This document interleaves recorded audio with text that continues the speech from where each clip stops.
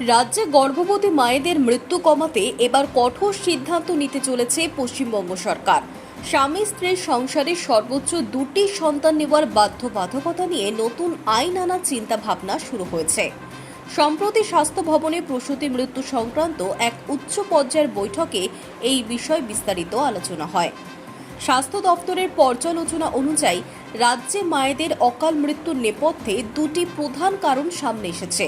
প্রথমত, 18 বছরের কম বয়সে বা অপ্রাপ্তবয়স্ক অবস্থায় গর্ভধারণ এবং দ্বিতীয়ত, অনিয়ন্ত্রিতভাবে একাধিক সন্তানের জন্ম দেওয়া।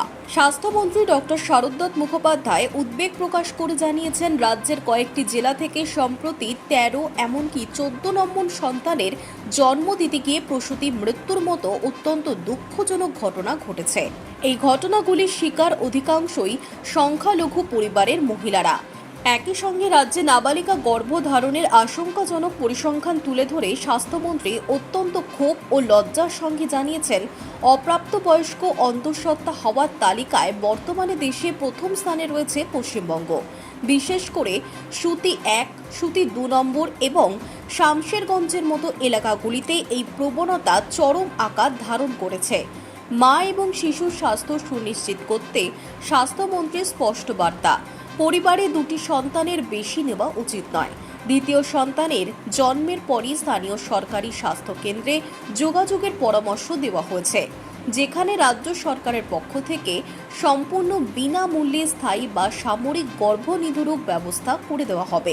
রাজ্য সরকারের 100 দিন উপলক্ষে স্বাস্থ্য দফতরের 23 দফা সাফল্য ও আগামী দিনের পরিকল্পনা তুলে ধরেছেন স্বাস্থ্যমন্ত্রী।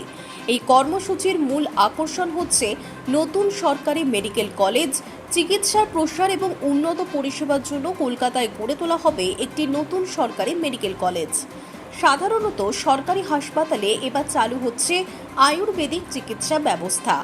এতদিন যা কেবল আয়ুর্বেদিক হাসপাতালেই সীমাবদ্ধ ছিল, এখন থেকে সরকারি অ্যালোপ্যাথি হাসপাতালেই রোগীরা চাইলে আয়ুর্বেদিক চিকিৎসা দেখাতে পারবেন। বেসরকারি হাসপাতালে সংরক্ষিত বেড ও মক ড্রিল। আর্থিকভাবে পিছিয়ে পড়া মানুষের বিনামূল্যে চিকিৎসার জন্য প্রত্যেকটি বেসরকারি হাসপাতালে নির্দিষ্ট সংখ্যক বেড সংরক্ষণ বাধ্যতামূলক করা হয়েছে। সরকারি হাসপাতালে শয্যা খালি না থাকলে রোগীকে সরকারি খরচে বেসরকারি হাসপাতালে স্থানান্তরিত করা হবে। এই পরিষেবা কতটা মসৃণ তা পরখ করতে সম্প্রতি এসএসকেএম হাসপাতাল থেকে কেপিসি মেডিকেল কলেজে রোগী স্থানান্তরের একটি সফল মক ড্রিল বা মহড়া সম্পন্ন করা হয়। Hi News network.